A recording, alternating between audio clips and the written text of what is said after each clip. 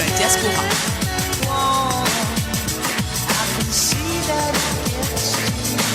La voix de la diaspora. Vous avez enfin la parole.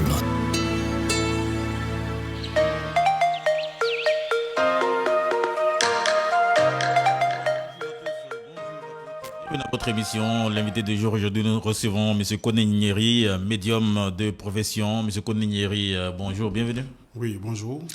M. Koné Nyeri, sans plus tarder, tout en rappelant que la mise en œuvre de cette émission est l'affaire de Mr. Esmel S. Je suis Sylvain Oga le Cavalier, à la parlotte de cette émission. Déjà avec vous, nous parlons du rôle des médiums. Qu'est-ce que c'est un médium? Oui, merci beaucoup. Un médium, c'est un voyant, celui qui consulte, qui regarde dans votre vie ce qui se passe, ce qui va se passer. Voilà le rôle d'un médium.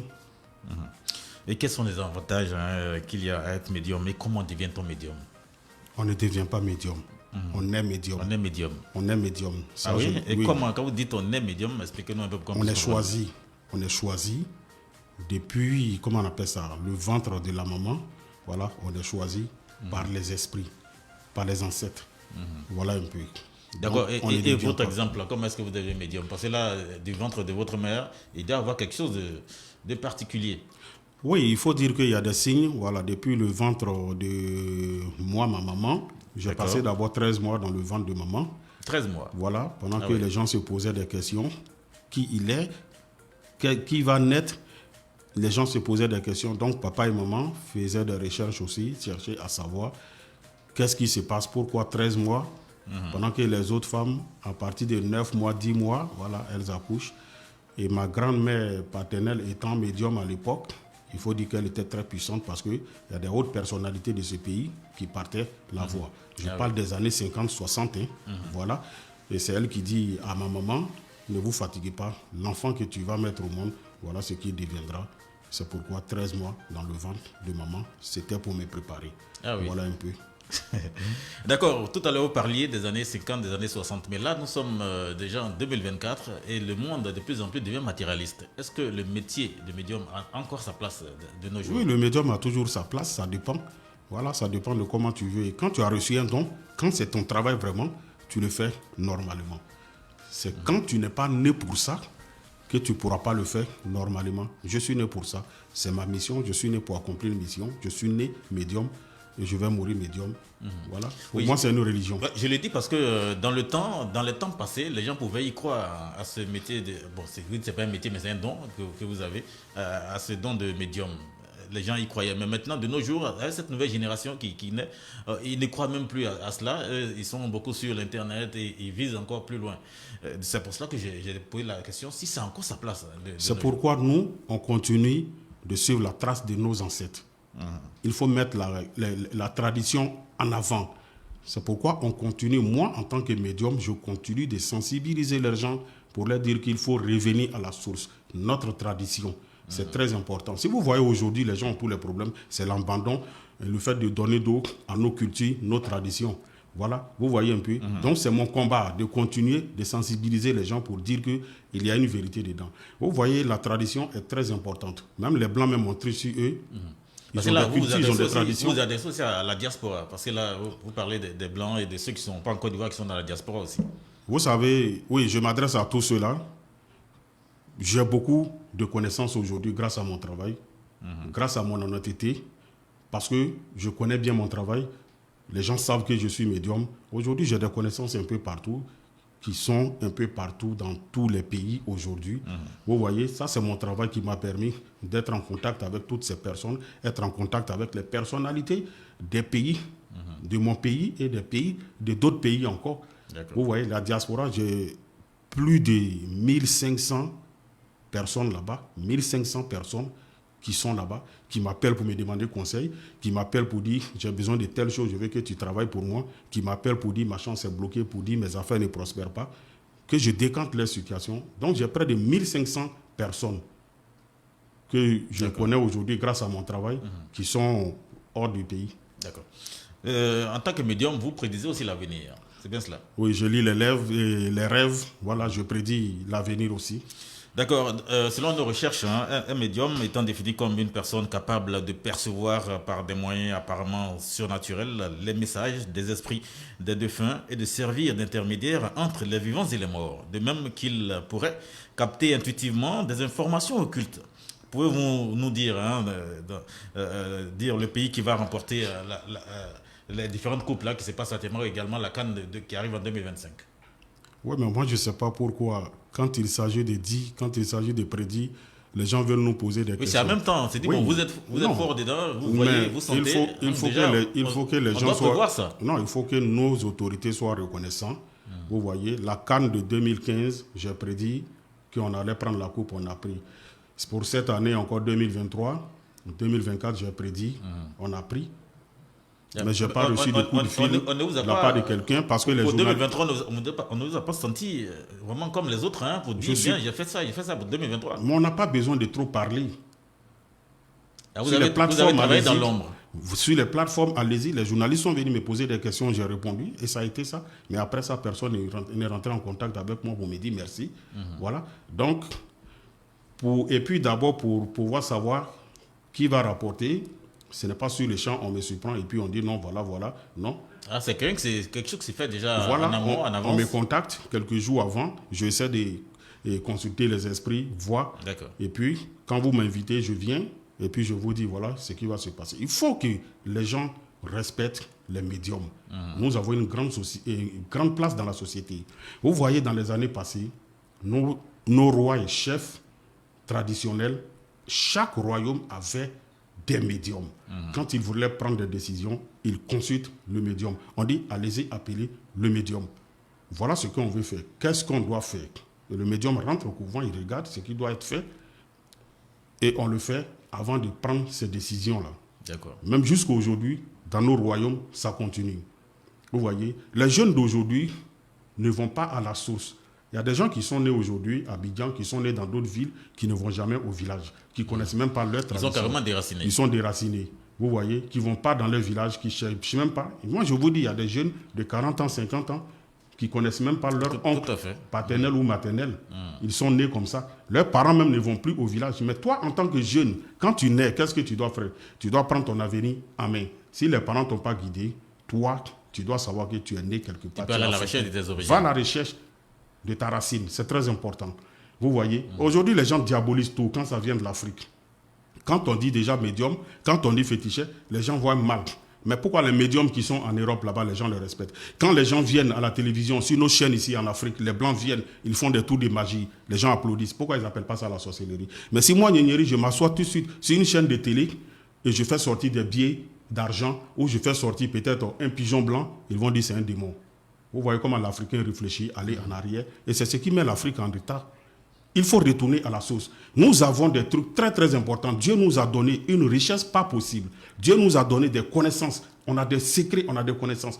Est-ce que vous savez que pour permettre à quelqu'un, pour devenir riche, ce secret se trouve dans le Coran, ça se trouve dans la Bible? Vous ne savez pas.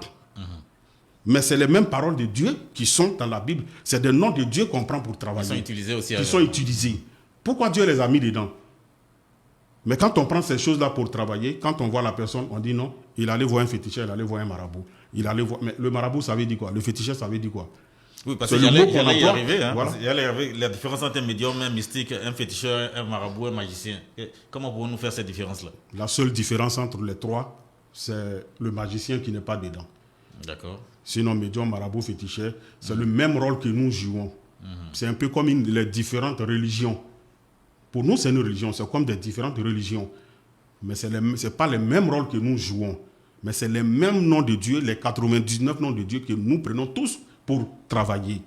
D'accord. Mais c'est les lieux des temples qui diffèrent maintenant. C'est un peu comme ça.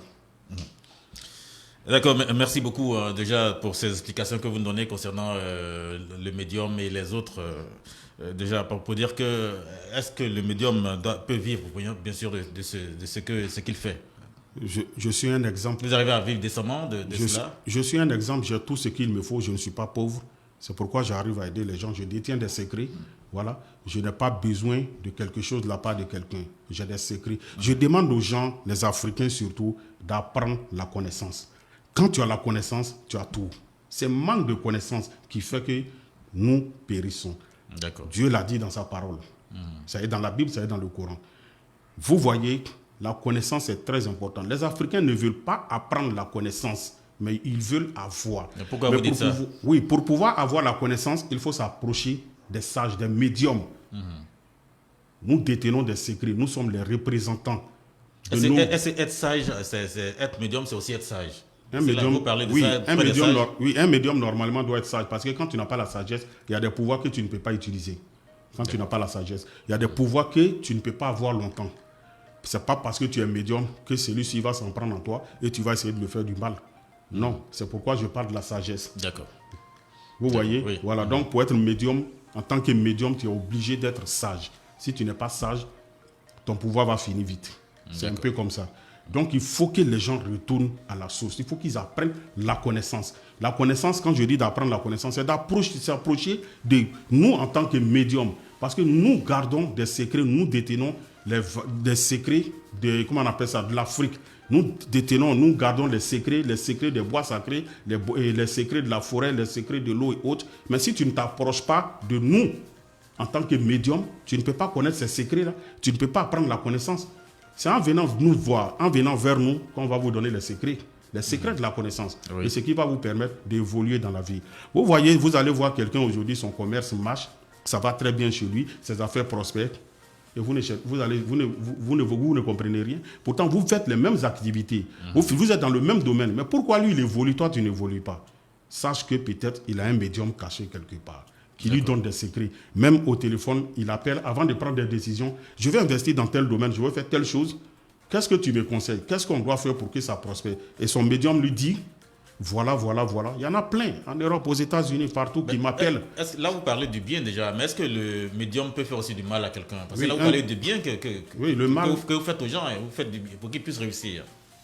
Tout ce que nous utilisons, tout ce que je prends pour travailler, tout est écrit dans la Bible, c'est écrit dans le Coran. Dans la Bible, il y a le mal et le bien, mais Dieu nous demande de faire le bien.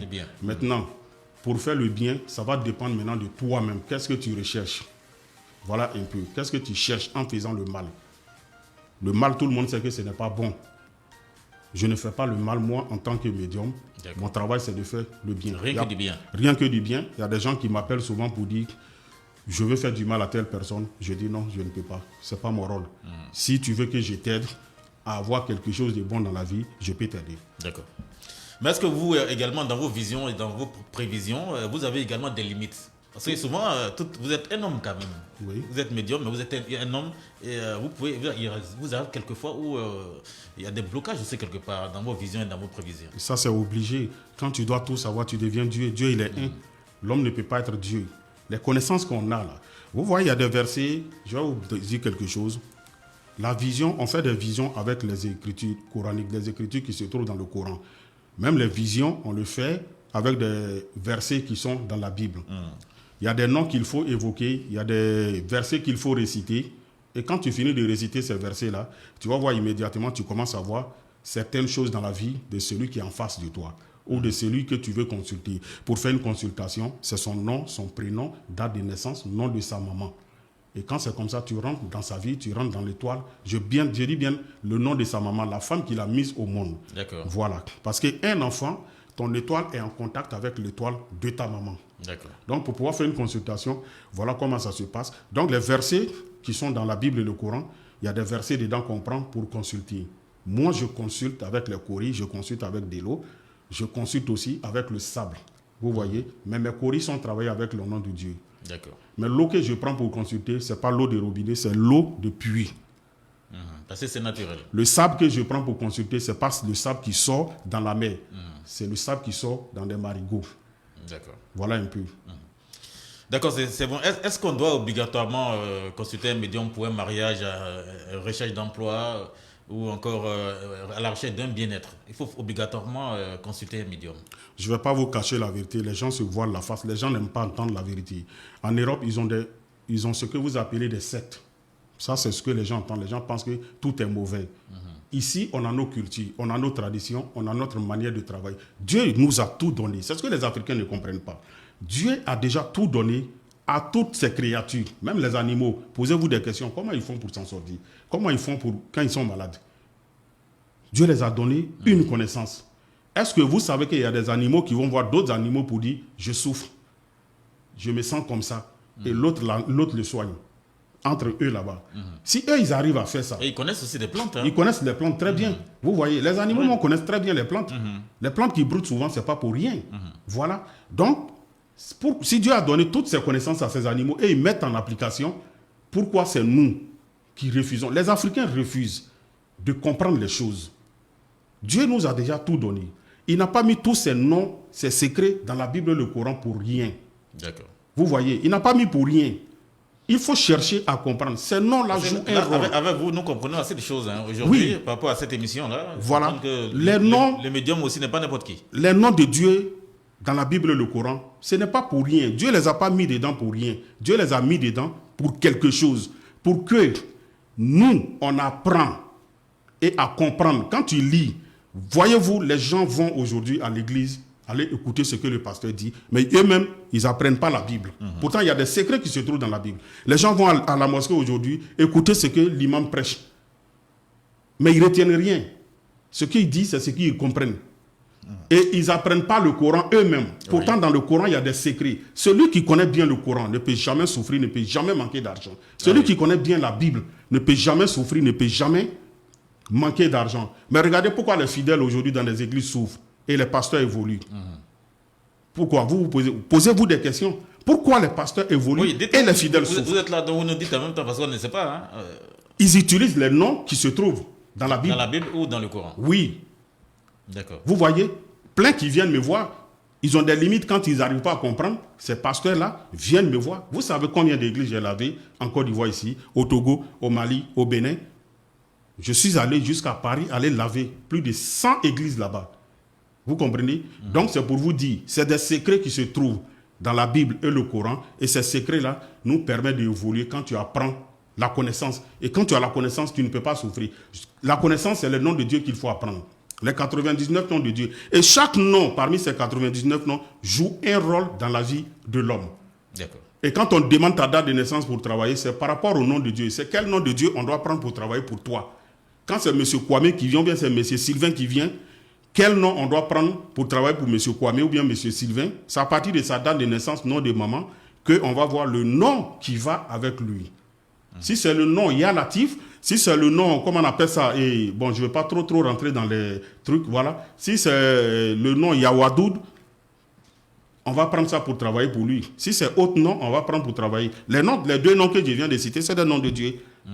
C'est des puissants secrets aussi. Le nom Yawadoud, le nom Yalatif, c'est des puissants noms. Et quand on te donne, il y a des gens à qui, quand j'ai confiance beaucoup, ceux qui sont avec moi pendant des années, pour qui j'ai travaillé, ça va très bien chez eux, voilà, arrivé à un moment, je leur donne des secrets, des noms de Dieu, et je dis, récite ça 100 fois ou bien 1000 fois chaque jour. C'est des exemples, je vous prends. Et quand ils récitent, ça va très bien. Il faut réciter aussi, comme de la manière dont on te dit de réciter. C'est des noms de Dieu, ça attire. Les commerçants ont leurs noms qu'on prend pour travailler pour que le commerce prospère. Quelqu'un qui fait les affaires, il y a le nom de Dieu, son nom de Dieu aussi qu'on doit prendre pour travailler pour que ses affaires prospèrent. Pour pouvoir avoir les moyens suffisamment, voilà, pour avoir l'argent, il y a des noms de Dieu qu'on prend pour travailler aussi. Il y a ces noms-là. Tout ça se trouve dans les livres saints. D'accord. Merci de la précision. Merci, M. Koné Nyeri. Je rappelle que vous êtes médium pour ceux qui viennent de nous prendre en instance de diffusion, qui nous écoutent partout dans le monde, qui nous regardent également partout dans le monde. Vous êtes sur la voix de la diaspora. Et l'émission, c'est l'invité du jour. Notre invité du jour, c'est bien sûr M. Koné Nyeri, médium. Nous sommes déjà à la fin de notre entretien. La dernière question, est-ce qu'un médium peut être un guide spirituel? Oui, le médium, je suis guide spirituel de plus de 1500 personnes qui sont hors du pays, hors de la Côte d'Ivoire. Plein en Europe, plein, comment on appelle ça, et aux États-Unis, il y en a au Togo, Burkina, Mali. Vous savez, j'ai promené plein de pays. Il n'y a pas un pays africain que je n'ai pas visité grâce à mon travail. Je suis allé faire des recherches. Donc aujourd'hui, tout cela, il y a des personnes, avant de prendre des décisions, ils m'appellent, je veux me marier, je veux faire tant, qu'est-ce que je dois faire? Je leur donne conseil. Voilà, je guide ces personnes. Il peut être musulman ou soit chrétien, ces médiums-là. Mais j'ai plus de 150 amis comme pasteur. 150 pasteurs. Vous n'êtes pas pasteur. Non, je ne suis pas chrétien. Voilà. Plus de 150 pasteurs qui sont mes amis. Quand on se voit souvent, qu'ils m'invitent souvent chez eux, je vais, je mange. Je ne suis pas chrétien. Donc, il n'y a pas de problème. Donc, ces personnes-là, il y a des chrétiens dedans, il y a des musulmans dedans, il y a des animistes dedans. Voilà, il y a tout dedans, il y a des bouddhistes dedans. Dans le médium. Oui, qui viennent, qui me demandent conseil et je leur donne conseil. Je travaille pour tout le monde. Voilà. D'accord, merci beaucoup, M. Kony Nyeri. Il y a une page officielle où nos auditeurs, internautes ou téléspectateurs peuvent aller s'informer. Oui, allez-y. J'ai ma page YouTube vous tapez Mister TV Kony Nyeri. Mister TV. Voilà, Mister TV Kony Nyeri. J'enseigne beaucoup de choses là-bas aussi. Allez-y voir. Voilà, vous tapez Mister TV Kony Nyeri. Vous allez voir. Des contacts pour ceux qui veulent vous joindre? Bon, les contacts, je suis au 00225 07 08 65 86 16. On reprend 00225 07 08 65 86 16. Voilà, merci beaucoup à vous, M. Kony Nyeri, d'être passé sur notre plateau, le plateau de l'invité du jour. Nous avons été très heureux de vous avoir reçu. Et nous allons mettre fin à cette émission pour ce jour, tout en vous rappelant que la mise en onde a été l'affaire de Mr. Esmel S. Emmanuel. L'invité du jour, c'est M. Kony Nyeri, médium. Sylvain Oga le Cavalier, c'est bien moi. D'ici là, portez-vous bien.